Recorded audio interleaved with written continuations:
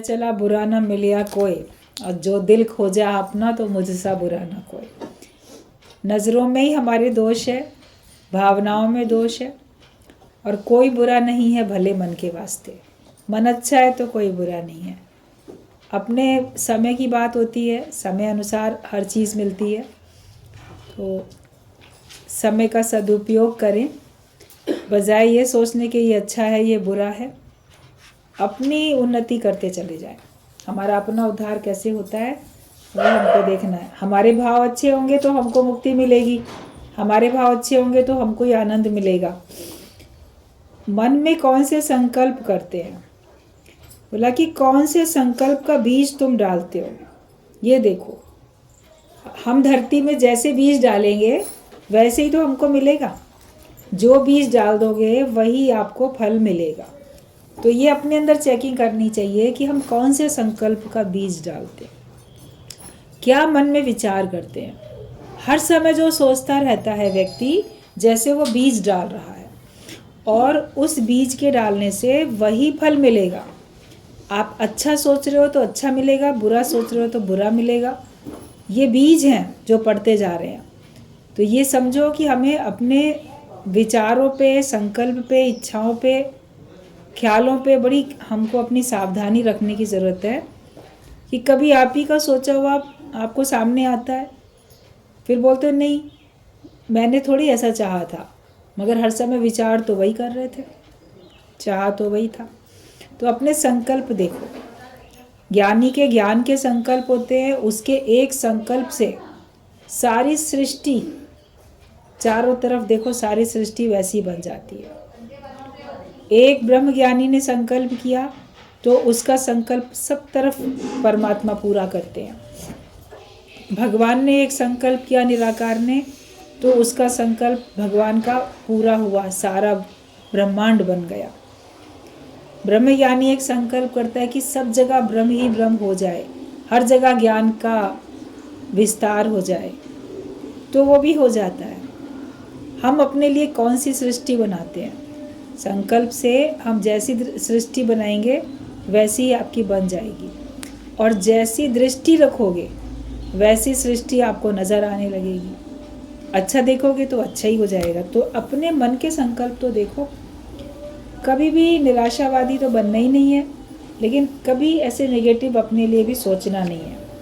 कोई भी कर्म किस लिए होता है, और अंतःकरण रूपी खेत में तुम कौन सा बीज बोते हो, अपने अंदर में कौन सा बीज तुम डालते हो, कौन सी खेती करनी है, क्या डालते हो। तो हम अपने लिए जो डालेंगे वो होगा। जो हमारा बीज है, जैसा डाला है वैसे ही हमको फल मिलेगा।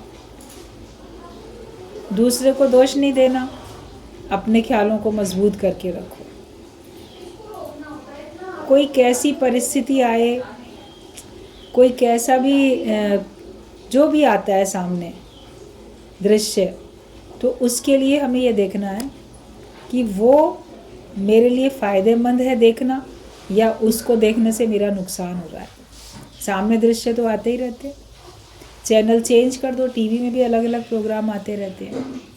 जो आपको चाहिए या जिससे आपका भला होना है वो करो और वही देखो। जिससे आपका मन खराब हो उसको देखो नहीं, वो चैनल चेंज कर दो, हटा दो अगर आपको नहीं देखना है तो। ज़बरदस्ती थोड़ी कोई दिखा रहा है। और अगर ज़बरदस्ती मान लो आपको दिखता भी है तो दृष्टि बदल लो। जैसे कबीर की बात बताई कि उसके घर में शरण लेने के लिए भागते भागते चोर भी आ गया, तो चोर में भी उसने, वो तो हर समय ब्रह्म ही ब्रह्म, भगवान ही भगवान देखता था, तो उसने उसमें भगवान ही देखा, हर बात में भगवान देखा। और वो उसका भाव ऐसा था कि चोर का भी हृदय फिर परिवर्तित हो गया। आप सब लोग को ये नहीं कहा जाएगा कि कोई बाहर से कोई चोर दौड़ता हुआ आया है तो उसमें भगवान देखो, लेकिन अंदर में तो भगवान जानो, विचार भी तो करो। और सारा संसार ही आप देखो आपके पास आता है तो चोरी ही तो करने आता है। आपका मित्र हो चाहे शत्रु हो, कोई आपके समय की चोरी करता है, कोई आपकी शक्ति की चोरी करता है, कोई कैसे नुकसान तो सभी कर रहे हैं।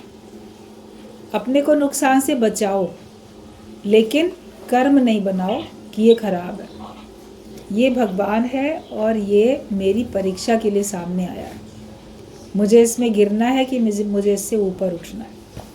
ये सावधानी हमको रखनी है। और मन में हम कौन से ख्याल करते हैं उन पे हमको देखना है। तत्व सहित जानना ही ज्ञान है कि मैं कर्ता नहीं दृष्टा हूँ, मैं माली हूँ, कौन सा भी बीज डालूं तुम्हारे हाथ में है।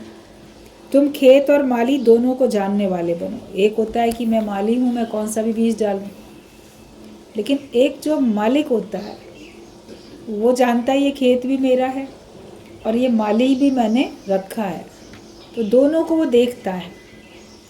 तो शुरू में हम अपने को खेत मान लेते हैं, शरीर खेत मान लेते हैं अपने आप को।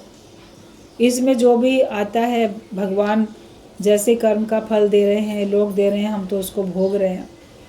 लेकिन जब थोड़ी सुजागी आती है तो आपको लगता है कि नहीं, कर्म करने वाला मैं हूँ, मैं ही माली हूँ, मैं ही बीज डाल रहा हूँ, ये शरीर मेरे से अलग है और कर्म मैं करता हूँ, वैसे कर्मों का फल इस तन को और इस मन को भोगना पड़ता है। मैं अलग हूँ, इससे देह से अलग हूँ। उसके बाद जब आपकी और स्थिति बनती है तब आप इस जीव भाव से भी ऊपर उठ जाते हो, दृष्टा और साक्षी तत्व को देखने वाले अपने को बना लेते हो। तो देखते हो कि हम शरीर अलग है और शरीर में कर्म करने वाला जो प्राणी है, जो जीव है, वो भी अलग है। जैसे कहते हो ना कि भगवान अलग बैठ के देख रहा है, ऐसे वो भगवान पने में, गॉडहुड में तुम भी आ जाते हो और अपने को अलग करके देखते हो, अपने जीव भाव को भी अलग करके देखते हो। जो तुम्हारा ये स्थूल सूक्ष्म कारण शरीर धारण किया हुआ जो जीव है, जो अपने को जीव मानता है, नाम रूप मानता है, दुख सुख का अनुभव करता है, फल भोगता है, कर्ता भोगता सब वो है, तो उसको भी आप देखने वाले बन जाते हो कि मैं इसको भी देखने वाला हूँ। कभी आप ख्यालों में ही आप देखो, आपके अपने ही दो रूप हो जाते हैं और एक रूप से आप देखते हो कि जो आप हो सचमुच में तत्व से, और एक रूप से आप जो मान के बैठे थे अभी तक, वो अलग अलग हो जाता है। तो ज्ञानी हमेशा अपने को उपराम होके देखता है, हर परिस्थिति से अपने को उपराम करके तब वो देखता है कि मैं दोनों को जानने वाला हूँ, क्षेत्र और क्षेत्रज्ञ दोनों को जानने वाला मैं हूँ। तुम अपनी पहेली को खुद हल करो। है तो ये पहेली, ये मिस्ट्री है, इसको तुम्हें खुद हल करना है। जब तक नहीं समझ में आती थी तब तक लगता था कि कैसे हल करेंगे, अब समझ गए तो उलझते नहीं है, बात समझ में आ जाती है। अपनी पहेली को हम खुद हल करने वाले बन जाते हैं। तुम जिज्ञासु हो तो तुम अपना निश्चय बताओ, सच्चाई रखो। जिज्ञासु हो तो भी अपना निश्चय बताओ। लोग बोलते ज्ञानी बनेंगे तब निश्चय बताएंगे।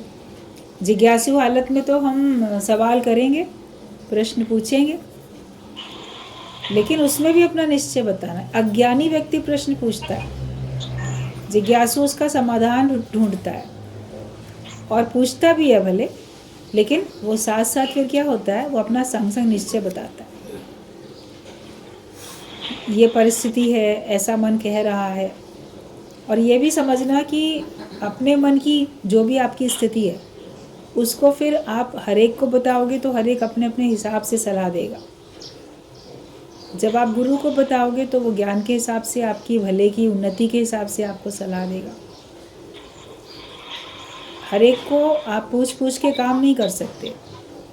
आपको जो समझ में आया, सही लगा, आप वो करो। लोग भ्रम संशय आपके अंदर डाल भी सकते हैं, ये करने से क्या होगा, वो करने से क्या होगा,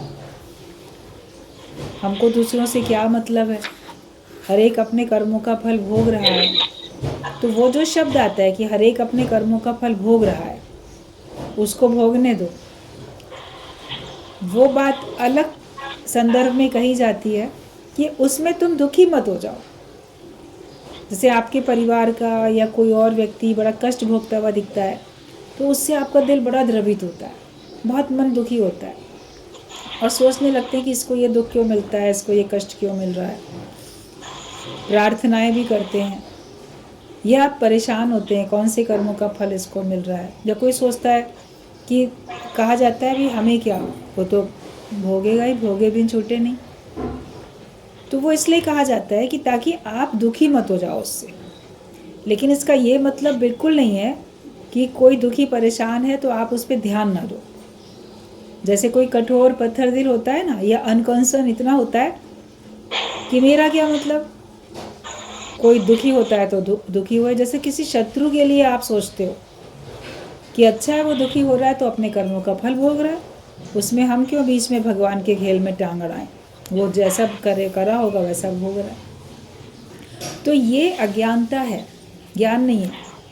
ज्ञान ये है कि किसी के दुख को देख के आप ऐसे दुखी मत हो जाओ कि खुद अज्ञानी बन जाओ, लेकिन उसको दुख को देख के आपका दिल इतना द्रवित हो जाए कि आप उसके दुख को दूर करने के लिए उसको ज्ञान सुनाओ। वैष्णव जन तो तेने कहिए जो पीर पराई जाने रे। जो दूसरे के दुख दर्द को समझता है वही वास्तव में भगवान का भक्त है।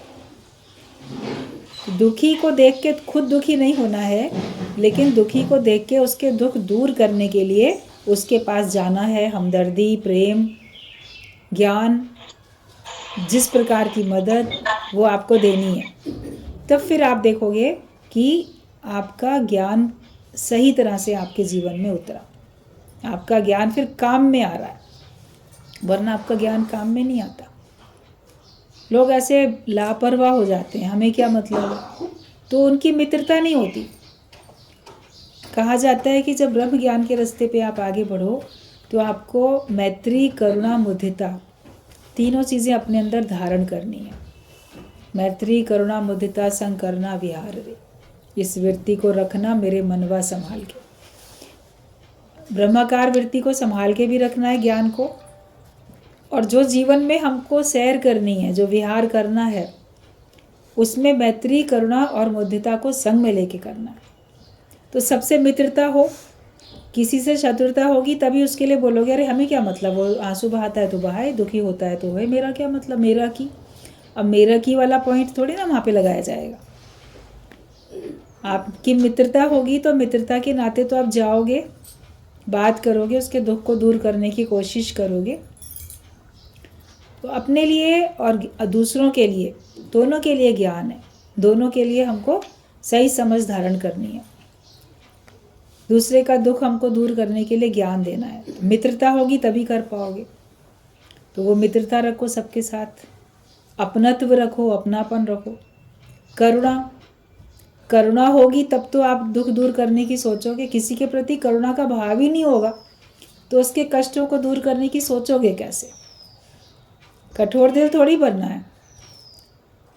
दया दूसरा देख के होती है कहा जाता है सत्संग में, लेकिन करुणा का स्वभाव तो रखो, वो अपना आप देख के होती है। जैसे करुणा आए किसी के लिए कि ये बड़ा परेशान है, बड़ा दुखी है, इसको इस बात से छुटकारा मिल जाए, इसको सही समझ मिल जाए।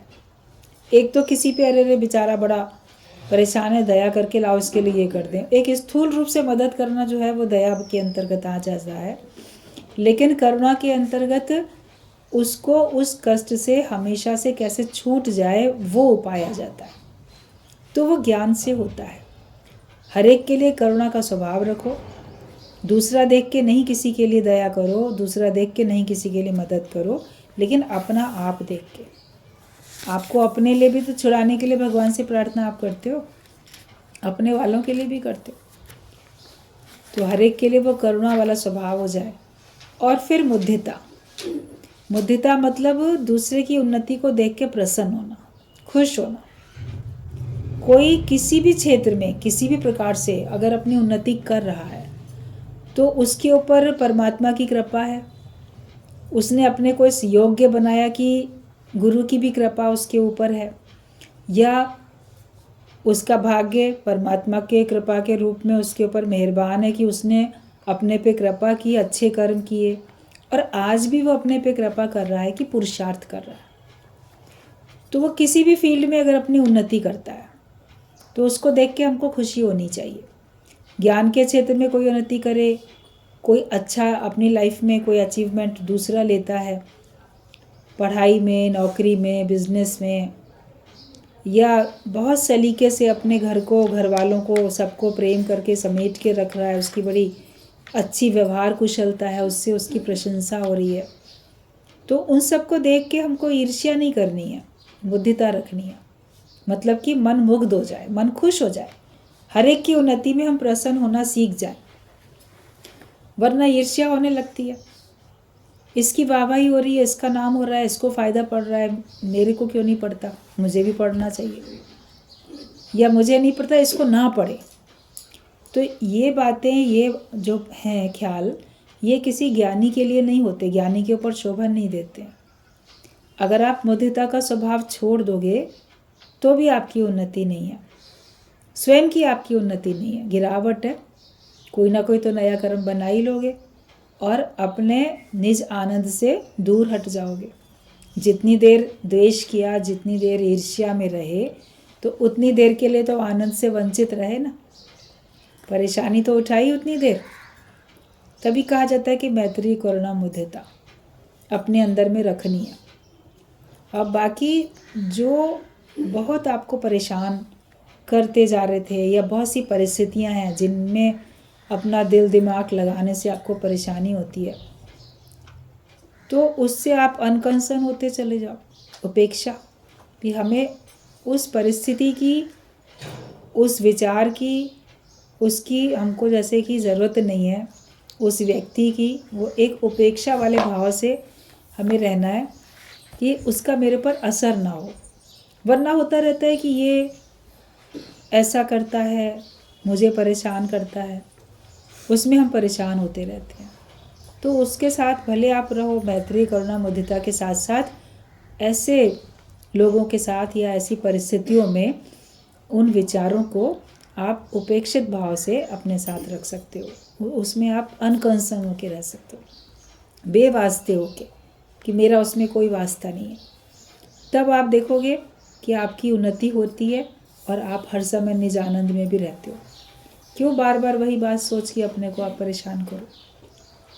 तो अपने हम निश्चय को भी बताएं और सच्चाई भी रखें, आत्मा का निश्चय, ज्ञान का निश्चय, या इस परिस्थितियों में मेरा मन पहले जितना चलता था अब नहीं चला, अब मैंने अपने को थोड़ा सा मजबूत पाया।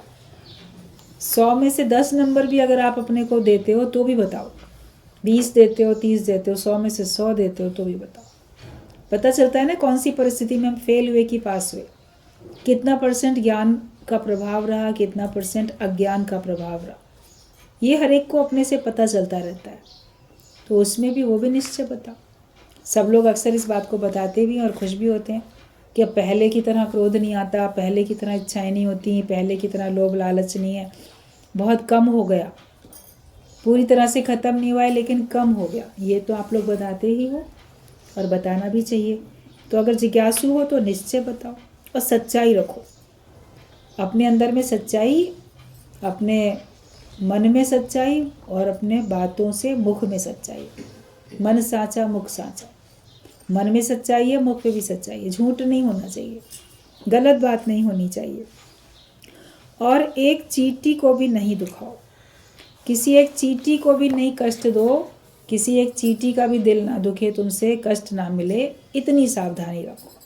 मतलब कि जो हमको लगता है हमसे बहुत छोटा है, चींटी बराबर है, हम तो इसको 1 सेकंड में मसल के फेंक सकते हैं, मैं बहुत पावरफुल हूँ, बहुत ताकतवर हूँ, मेरे आगे बिल्कुल चींटी बराबर, उसका भी दिल नहीं दुखाना है। वरना लगता है ना कि ये मेरा बिगाड़ क्या लेगा, ये मेरा नुकसान क्या कर देगा।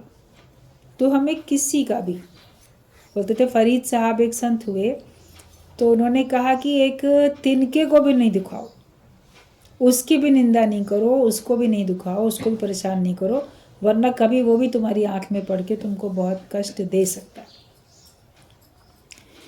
क्यों हम किसी को अपने से बहुत छोटा, बहुत कम समझ के उसको सताएं। यानी किसी को भी नहीं सताता है, वो हर एक के दिल को ऐसे समझता है जैसे उस जगह पर मैं हूँ, अपने को ही उसको लगेगा कि मैंने अपने को दुखाया।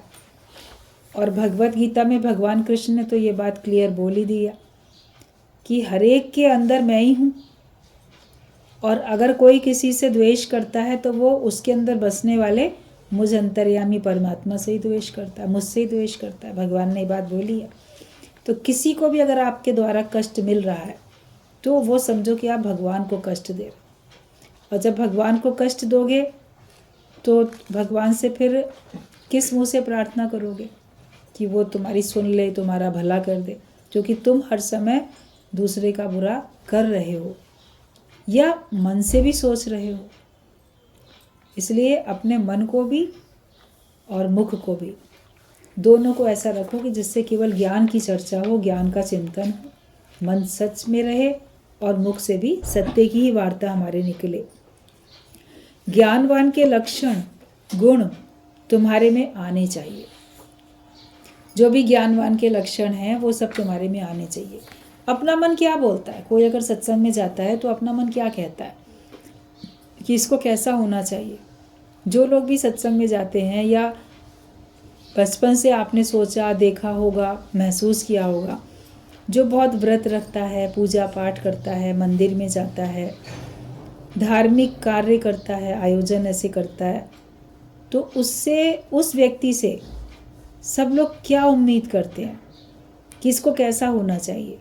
और अगर वैसा उनकी कसौटी पे वो खरा नहीं उतरता है तो हर एक के मुख पे यही बात होती है, इतना मंदिर जाता है, इतनी पूजा पाठ करता है, ये इतना सब नाम लेता है भगवान का, सत्कर्म करता है, लेकिन तो भी ऐसा है।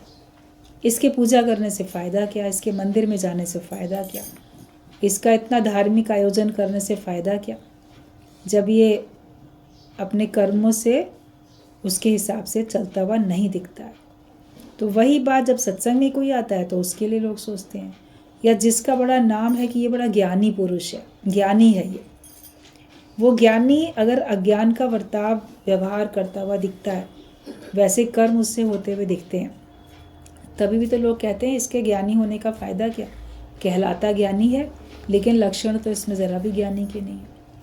तो एक ज्ञानी के लक्षण क्या आपका मन महसूस करता है कि ज्ञानी को कैसा होना चाहिए, भगवान के भक्त को, सच्चे ब्रह्म ज्ञानी को कैसा होना चाहिए, आपका मन बताएगा। तो जो जो आपका मन कहता है उसके अंदर ये लक्षण होने चाहिए, उसमें ऐसे ऐसे गुण होने चाहिए, आपका मन बड़ी सच्चाई से बताएगा दूसरे के लिए। लेकिन जो जो आपके मन ने बताया वो सब आपको अपने अंदर धारण करने हैं कि मेरे अंदर वो सारे गुण, वो सारे लक्षण आ जाएं, जो कि एक ब्रह्म ज्ञानी के लक्षण होते हैं। वो ब्रह्म ज्ञानी के लक्षण मेरे अंदर में आ जाए कि सारे के सारे गुण, वो चेकिंग अपनी करते चले जाओ। फिर आप देखोगे आपको कोई दिक्कत नहीं आएगी, फिर कोई परेशानी नहीं आएगी, आपका मन उसमें बिजी रहेगा। अपने को ज्ञानवान बनाने में, अपने को गुणवान बनाने में आपका मन व्यस्त रहेगा और उसमें खुशी होती रहेगी।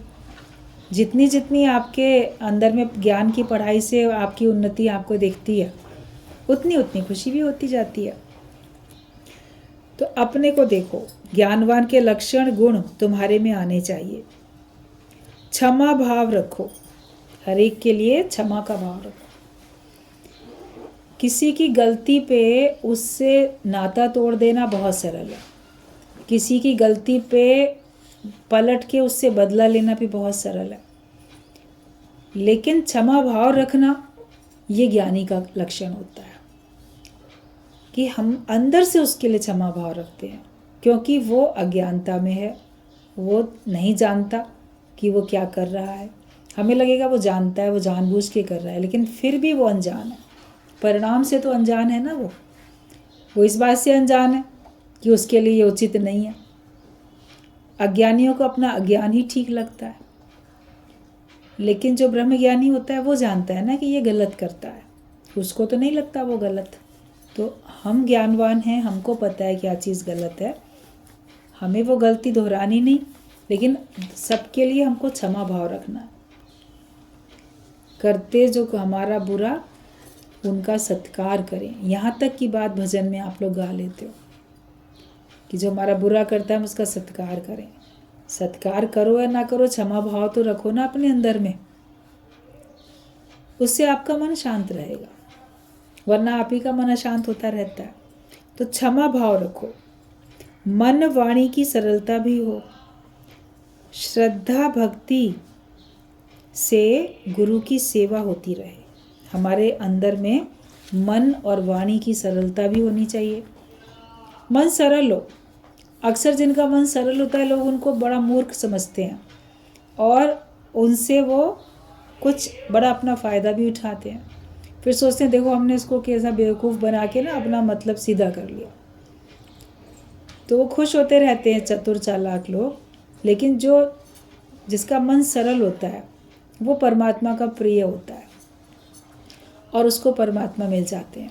भोले भाव मिले रघुराई।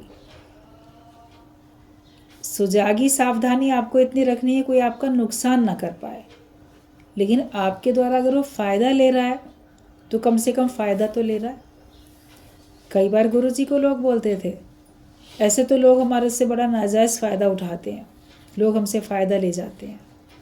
तो कहते थे गुरुजी यही बात, बोलते थे कि फ़ायदा ही ले रहे हैं ना तुमसे, तुम्हारे द्वारा फ़ायदा हो रहा है ना किसी का, तुम्हारे द्वारा नुकसान तो नहीं हो रहा कम से कम। तो इस बात में खुश रहो कि तुम सबको फ़ायदा देने वाले हो, तुम किसी का नुकसान तो नहीं कर रहे हो। लेकिन अपना नुकसान होने से बचाना है। कोई ऐसा ना फ़ायदा तुम्हारा लेना शुरू कर दे जिससे तुम्हारी उन्नति जो है रुक जाए या तुम्हारी गिरावट आ जाए। उतना ज्ञान होना चाहिए और वो तो ज्ञान सत्संग में सबको मिलता ही है। वैसे भी परिस्थितियाँ भी देती हैं, लेकिन कभी कभी अपने ही लोभ लालच में मनुष्य फंस जाता है या अपनी अज्ञानता में, कभी ओवर कॉन्फिडेंस में, कभी कैसे। मगर फिर जब सुजागी आती है तो फिर वो सावधान भी हो जाता है। तो मन और वाणी की सरलता, वाणी की भी सरलता बहुत ज़रूरी है। वरना कोई लोग इतना टोक ताना लगा के बात करेंगे, कैसे बोलेंगे। सीधी तरह से सच्चाई से सही बात करो और ज्ञान के हिसाब से बात करो। श्रद्धा भक्ति से गुरु की सेवा होती रहे, आपसे सेवा भी होती रहे हर एक की, गुरु की भी। तो श्रद्धा के साथ हो। कोई सेवा करता भी है लेकिन उसमें फिर कर्तापने का अहंकार रखता है। किसी की भी सेवा करे, गुरु की या परिवार की या किसी की भी, उसमें अगर कर्तापना और साथ में अहंकार, बिना श्रद्धा के आप सेवा करते हो तो उस सेवा का मोल जैसा होना चाहिए वैसा आपको नहीं मिलता है। आप अहंकार करोगे, दूसरे पे एहसान जताओगे, हमने तुम्हारे लिए इतना किया, हमने इतनी सेवा की, तुमने मेरे लिए क्या किया। तो पलट के अगर आपने मांग लिया तो मजदूरी हो गई, फिर सेवा कहाँ हुई। सेवा तो वो होती है जिसमें आप पलट के कुछ नहीं चाहते और वो सेवा करने में आपको प्रसन्नता मिल रही है। आप अपने को बहुत भाग्यशाली महसूस कर रहे हो कि भगवान मुझे अवसर मिला सेवा का, वरना मुझे सेवा का अवसर ही नहीं मिलता। उसी में अपने को गौरवान्वित महसूस करो, उसी में अपने को बड़ा अच्छा भाग्यशाली महसूस करो कि मुझे सेवा का अवसर तो मिला। लेकिन मैं करता हूँ, मैंने इतना किया, ये एहसान कभी भी किसी के ऊपर नहीं ला दो, कहो नहीं ऐसे कभी भी किसी को। तो श्रद्धा और भक्ति से गुरु की सेवा होती रहे।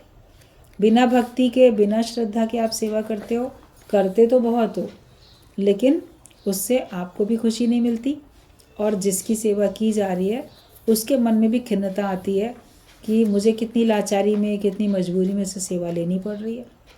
अगर ऐसी परिस्थिति नहीं होती तो मैं इससे सेवा नहीं लेता। अपने ही घर के लोगों की सेवा कई बार लोग ऐसा करते हैं तो घर के जो लोग होते हैं बुज़ुर्ग, उनके अंदर में कष्ट रहता है कि अगर हमको ये लाचारी नहीं होती तो हम इन लोगों से सेवा नहीं लेते, लेकिन लेनी पड़ रही है और उस पर कष्ट हो रहा है। तो किसी को भी सेवा अगर दो किसी भी प्रकार की, तो श्रद्धा और भक्ति के साथ, बोझ उसके ऊपर ना लाद दो या ऐसा नहीं अपना व्यवहार रखो जिससे उसको वो सेवा लेने में कष्ट महसूस हो। सेवा लेने में उसके हृदय से आपके लिए बहुत आशीर्वाद निकले, प्रसन्नता हो उसको, वो आपका कृतज्ञ हो जाए सेवा लेने वाला।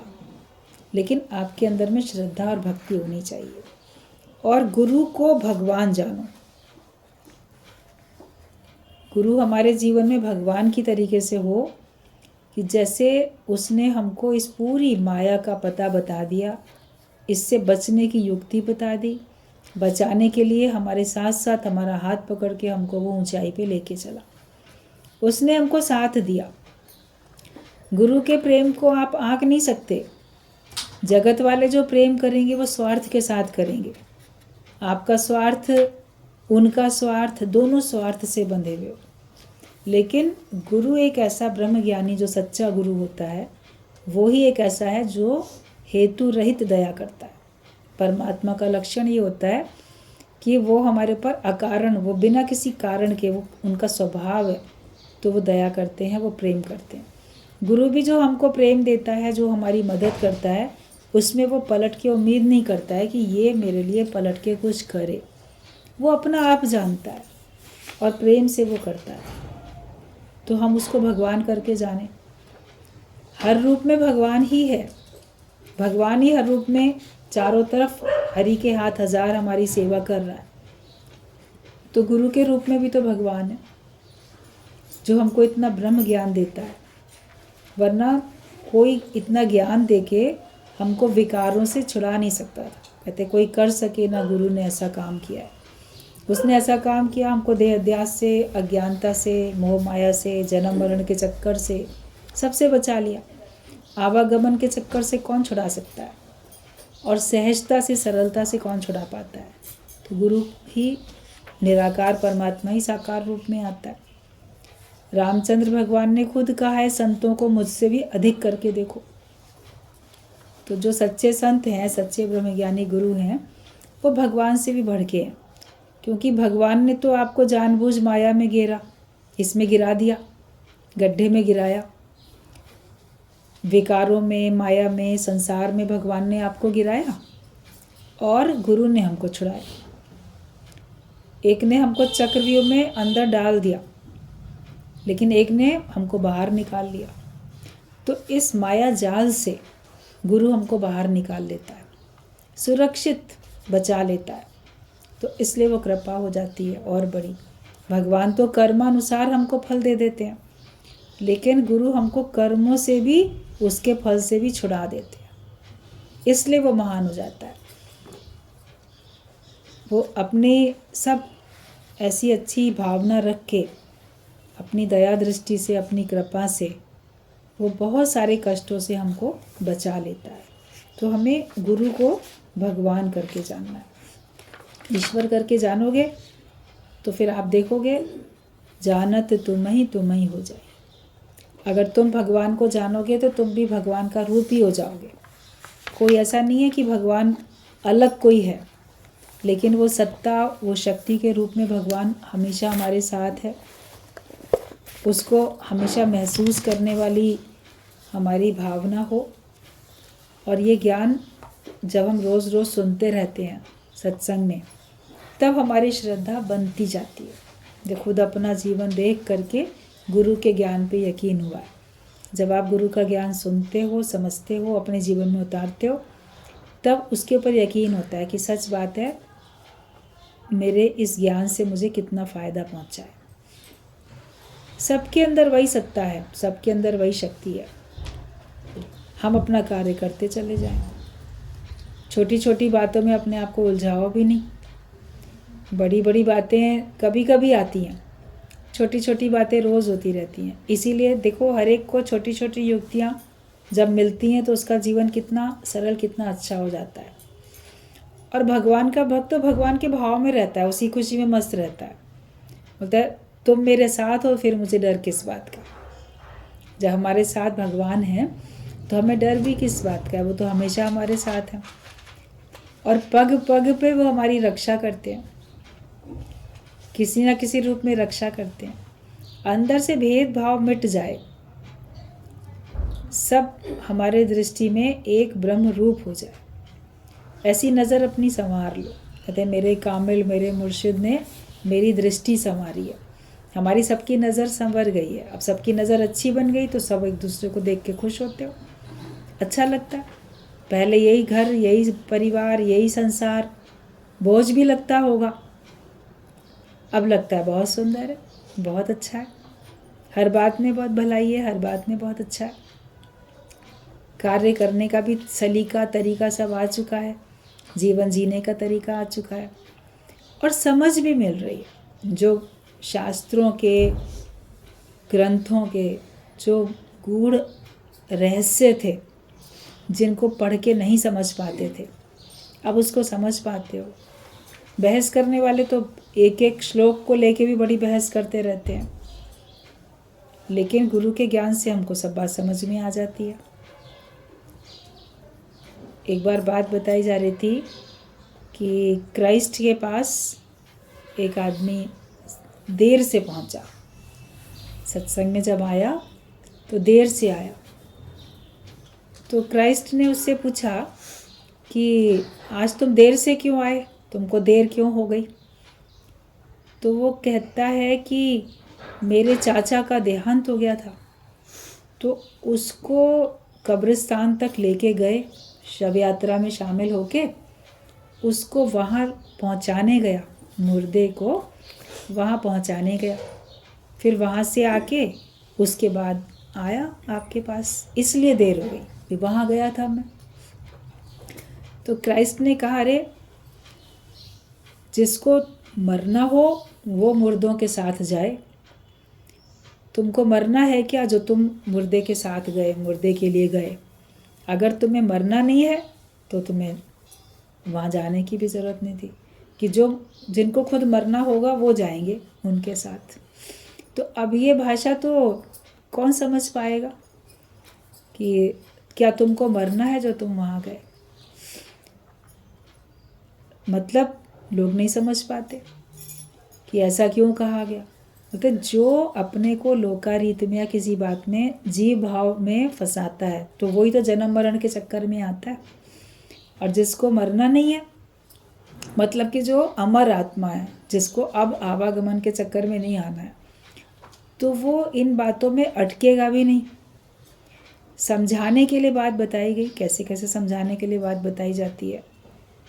तो गुरुजी भी ये बात जब बताते थे सत्संग में, तो बोलते थे कि तुम लोग को खुद जीव भाव में आके और वही संसार में रहना है, इसीलिए तुम संसार की लोकारीत में पढ़ते हो, संसार में फंसते हो जाके, इसीलिए कि हम नहीं जाएंगे तो हमारे पास कौन आएगा, हम किसी के जीने मरने में नहीं खड़े होंगे तो हमारे पास कौन खड़ा होगा। ज्ञानी सब जगह पे प्रेम से खड़ा होता है, अपनेपन से खड़ा होता है, वो इस भावना से नहीं खड़ा होता कि मेरे लिए भी कोई आएगा, मेरे लिए भी कोई करेगा।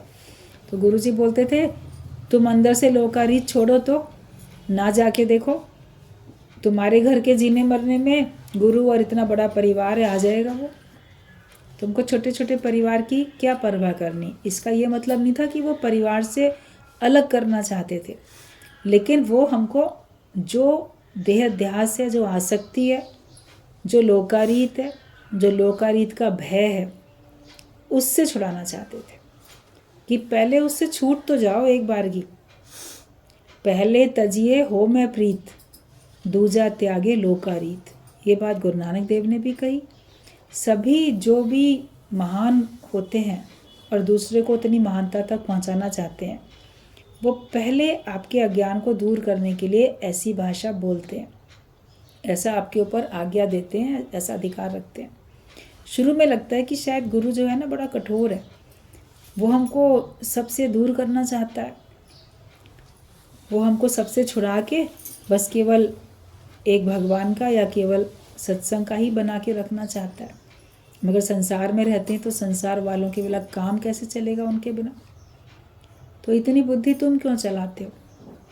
बनने के लिए आए हो तो जैसे गुरु बनाना चाहता है वैसे बनो, फिर बाद में देखोगे कि क्या गुरु ने अपना घर गृहस्थ छोड़ दिया, वो भी तो अपने घर गृहस्थ में है, अलग आश्रम में नहीं है, या उसने क्या लोगों का जीवन बिगाड़ने का जिम्मा ले रखा है, ठेका, या बनाने का ले रखा है। तो आप लोगों ने जीवन बनाने का ले रखा है। तो बनने से पहले चीज़ बिगड़ती भी दिखती है। पर जिसको दोबारा जन्म मरण के चक्कर में आना जाना हो तो वो इन सब लोकारित में जाए, किसी के जन्मने में, किसी के मरने में। लेकिन जब हमको जन्म मरण के चक्कर में जाना नहीं है तो फिर हम इसमें अटकेंगे भी क्यों। बाकी ब्रह्मज्ञानी का सहज स्वभाव, वो सहजता से कहीं भी जाता है। कहीं जाओ आग लगी है कहीं तो वहाँ पे फायर ब्रिगेड बन के जाओ, वहाँ पे आग बुझाने वाले बन के जाओ। बाकी तो भीड़ बहुत इकट्ठी हो जाती है किसी भी अवसर पे, दुख का मौका हो तो, सुख का मौका हो तो भीड़ इकट्ठी हो जाती है। लेकिन वहाँ पे हम उपराम करने के लिए जाते हैं कि उसमें खुद लिप्त होने के लिए जाते हैं। माया को, संसार के पदार्थों को हम सच समझ के उसमें लिप्त होते हैं, या उसको मिथ्या भाव से देखते हैं और खुद दूसरे को भी मिथ्या भाव पक्का कराने के लिए जाते हैं। आपके पास ज्ञान होगा तो आप मिथ्या भाव पक्का ही कराओगे, वरना आज वो मरा कल ये मरा, आज ये जिया कल वो जिया, कल को एक ना एक दिन तो हम भी मरेंगे। मैं ना मरबो मरबो संसार पक्का करो, मैं कभी मरने वाला हूँ ही नहीं, मुझे आत्मा का कभी नाश होने वाला है ही नहीं, मैं तो सदा रहूँगा, सदा हूँ और सदा रहूँगा।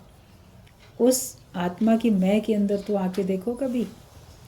शरीर तो माया में होने के कारण हर एक के विनाशी हैं, वो तो पता ही है, उसको बार बार बोलना क्या, उसके बारे में सोच के परेशान भी क्यों होना। जितनी चाबी भरी राम ने उतना नाचे खिलौना।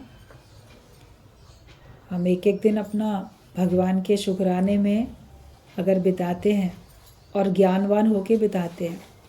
आज का दिन तो हमने मौज ले ली। जो बात बताई जाती है कि गेहूं बीन रही थी दो स्त्रियां, उसमें से कंकड़ निकाल के अलग रख रही थी, बीन रही थी, क्योंकि उनको पिसवाने जाने थे गेहूं आटा के लिए।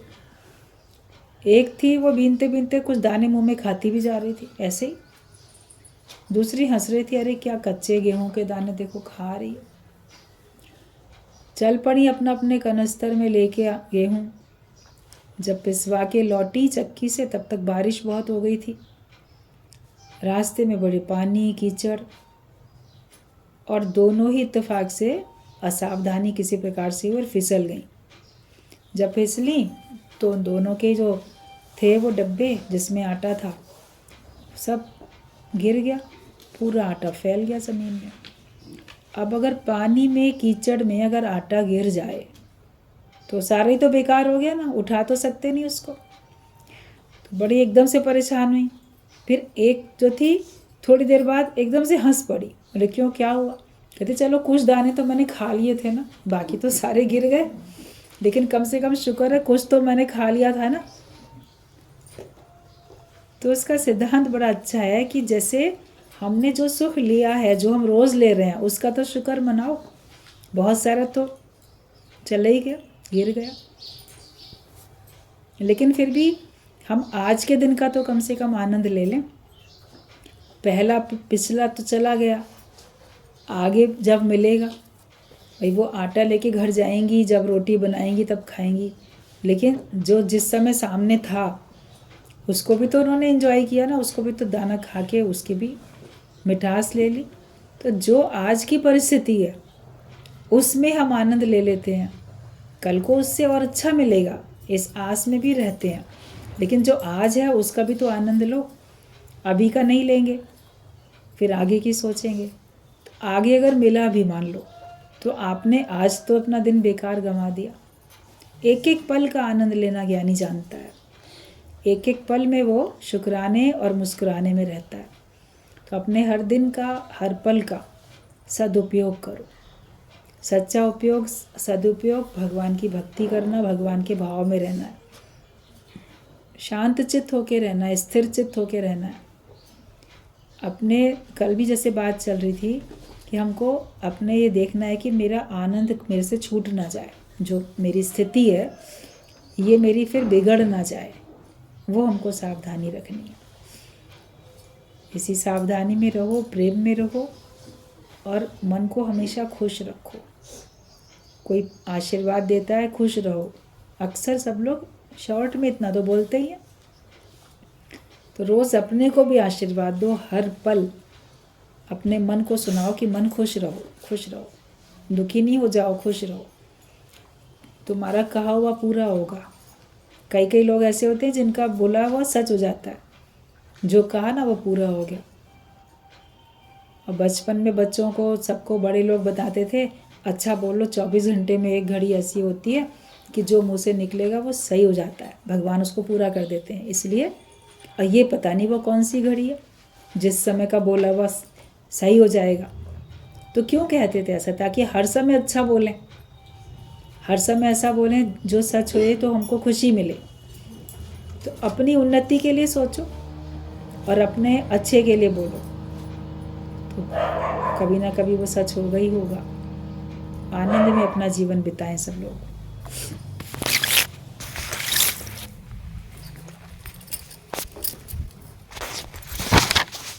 क्या निश्चय कर रहे हो आप लोग?